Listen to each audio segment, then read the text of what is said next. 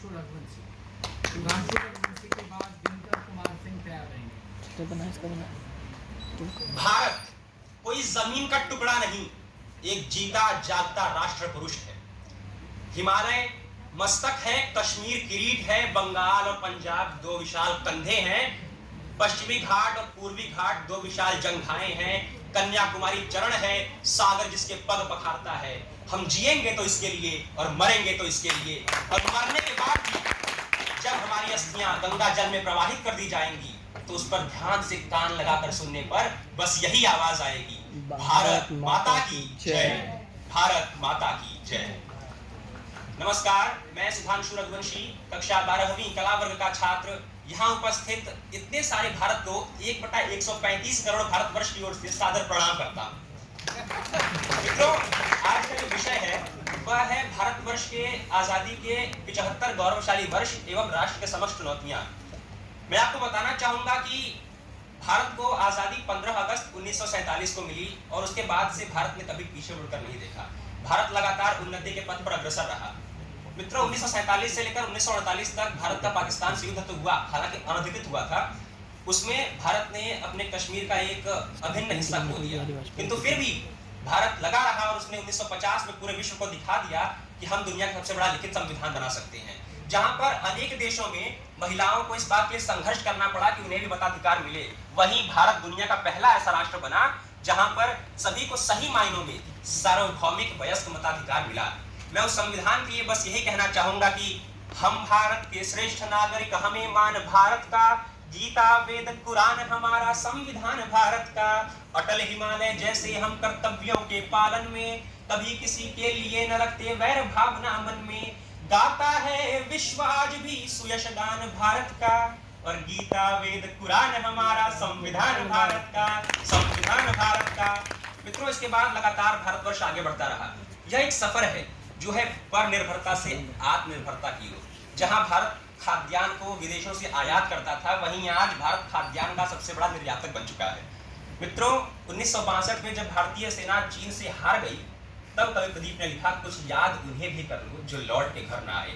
मित्रों, इन्हीं के दम पे आज हम सब सुरक्षित हैं। मैं उनके लिए कहना चाहूंगा कि उनकी जो मानसिकता होती है, भारत सदैव से अहिंसा का पूजक रहा है, किंतु उनकी मानसिकता यह है कि मेरा अरमान है दुश्मन को सीने से लगा लूं मैं, मेरा अरमान है दुश्मन को सीने से लगा लूं मैं, मगर फिर वार करता है तो सीना चीर डालूं मैं। मित्रों, उसके बाद 1964 में 1965 में भारतवर्ष ने आत्मनिर्भरता की वो बुलंदियां छुई कि भारत तुरंत फर्श से अर्श पर चला गया। उस वक्त हमारे नेता थे लाल बहादुर शास्त्री जी।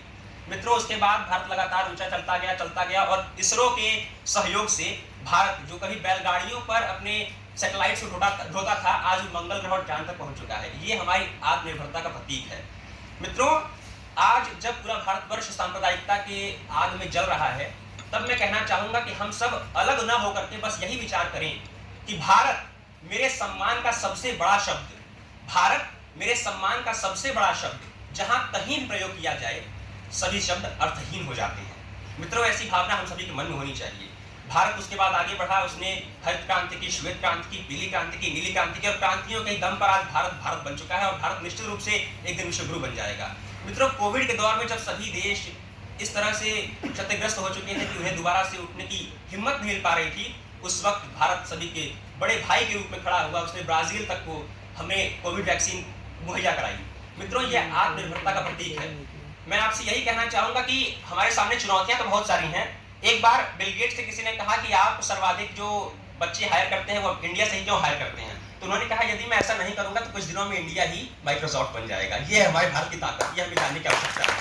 मित्रों, मैं अपने भारत को चंद शब्दों में तो नहीं बांध सकता हूं, क्योंकि समय की मर्यादा है और मैं इस मर्यादा का पालन करता हूं। इसलिए मैं अपनी वाणी को विराम देते हुए बस यही कहना चाहूंगा कि उठे कि हम जो सो रहे अब उन्हें झिझोड़ दें, उठे कि हम जो सो रहे अब उन्हें झिझोड़ दें, नवीन क्रांति दे स्वदेश को नवीन मोड़ दें, नवीन क्रांति दे स्वदेश को नवीन मोड़ दें, समस्त भ्रष्ट दुष्ट मालियों का साथ छोड़ दें, समस्त भ्रष्ट दुष्ट मालियों का साथ छोड़ दें और राष्ट्र के चरित्र को पवित्रता से जोड़ दें। न छोड़े भारतीयता, न छोड़े भारतीयता, न भूले मानवीयता, विवेक से अनेकता में एकता बनी रहे, विवेक से अनेकता में एकता बनी रहे। धन्यवाद। जय हिंद, जय भारत।